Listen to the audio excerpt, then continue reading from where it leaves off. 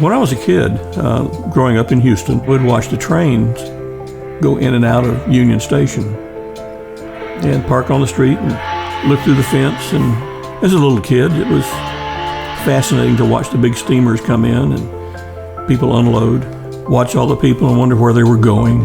And it, for whatever reason, it stayed with me. I like trains. Without a doubt, those who had nothing in their mind, no preconceived idea of what was up there, they walk up the stairs. Oh, okay, I've seen, oh, this sounds like it. They get to the top of the stairs and they look, and you hear like all the oxygen's been pulled out of the room. Silence. I never thought it would look like this. This is wonderful. But that's the impression that the adults get me when they come. Wow. Usually is the first word. The guys, I'm too cool. Trains don't interest me. But hey, I had a car just like that when I was in high school. We used to go down to Joe's Minute Mart and get hamburgers. They had the best hamburgers in Macomb, Mississippi you ever managed. Oh. Hazel, this is a car like you used to have. They were looking at the automobiles. I remember when Edsel came out, and you got an Edsel here on your road. Oh, man, isn't that cool? It's interesting what interests people. Not everybody has the same interests. They like the trains. I say, hey, you want to run it? Yeah, this blows the whistle, this rings the bell.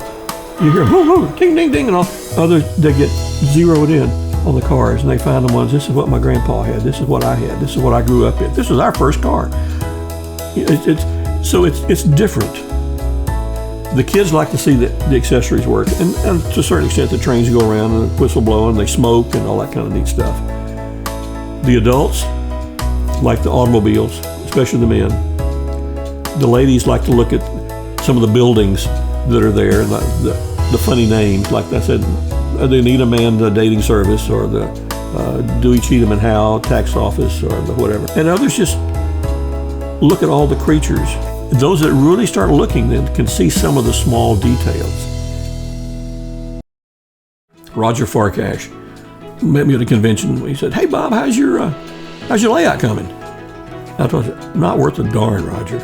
I've been so busy, I just haven't had time to work on it. So he worked me into his schedule, showing me what he had. I said, that's great, Roger, let's go for it. And that was in the fall of 2018. And in March of 2019, he delivers the layout that's upstairs. He's got a lift bridge. This was the first lift bridge I think he had built for his layouts. So once the bridge is raised, it stops the electricity on each side of the bridge. Therefore, if the train is going any direction and comes up to that bridge, it stops. You don't have a catastrophe of trains running off the rail down to the floor, however far it happens to be, and thereby damaging maybe some $400 to $1,000 worth of engines as they crash to the land. So that's the coolest thing I think that's up there. One thing I tried to do with the layout that I was building, and also talking with Roger about needing help for, is I wanted to try and build in some of the experiences that wife and I had as a married couple, and even before, if so possible. But I mean, the last 58 years, there's a lot of stuff up there that we don't have room for. Her mom was a music teacher, loved Dinah Shore, so she named her daughter Dinah. All of a sudden, Department 56 came out with this little drive-in, Dinah's Drive-In. I saw that years ago. I gotta get that. In my mind, thinking, one of these days, I'm gonna have a layout, and Dinah's Drive-In is gonna be on that layout. Little did I know it would be maybe 30 years before I could have that layout with Dinah's Drive-In. A little Army layout diorama up there that has a little first aid tent on it, and Sarge's Army surplus store, and some Jeeps and a little convoy, and some little things up there that just reminiscent of the time in the military. And there's a radio station on this side, and there's a radio TV station side by side down here next to Dinah's Drive-In. That correlates, I guess, to the radio, television experiences I had both in college and out of college, and the television aspect too, but I was doing it at Texas Instruments. We even have a NASA car that came out after I had left NASA. I was up here, but that's kind of cool. There is a 56 Chevy, but it's red and cream as opposed to seafoam and cream, and it's 2 doors instead of 4 doors. So that's the closest thing we have to her car, which is what we drove after we got married in San Antonio to California. One thing about a train layout, to me anyway, is more than just trains.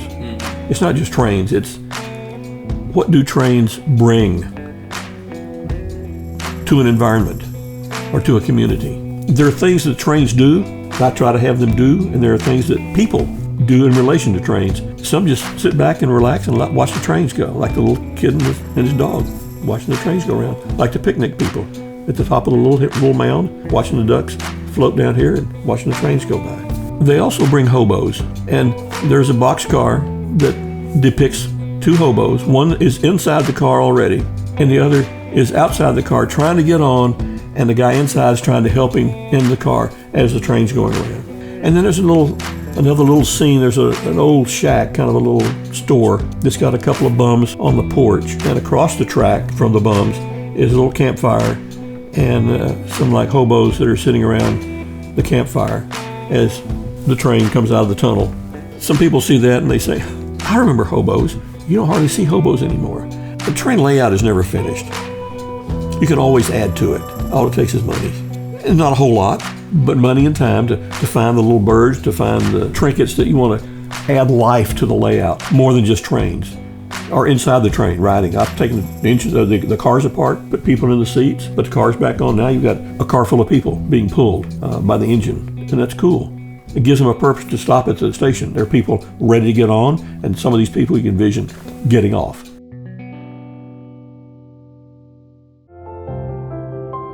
So people have said, you come in and say, whoa, you got a lot of stuff in this house, isn't there? You collect a lot? I said, well, yeah, I guess I do. But a lot of what I collect is memories, and these just kind of help reinforce the memories that I have.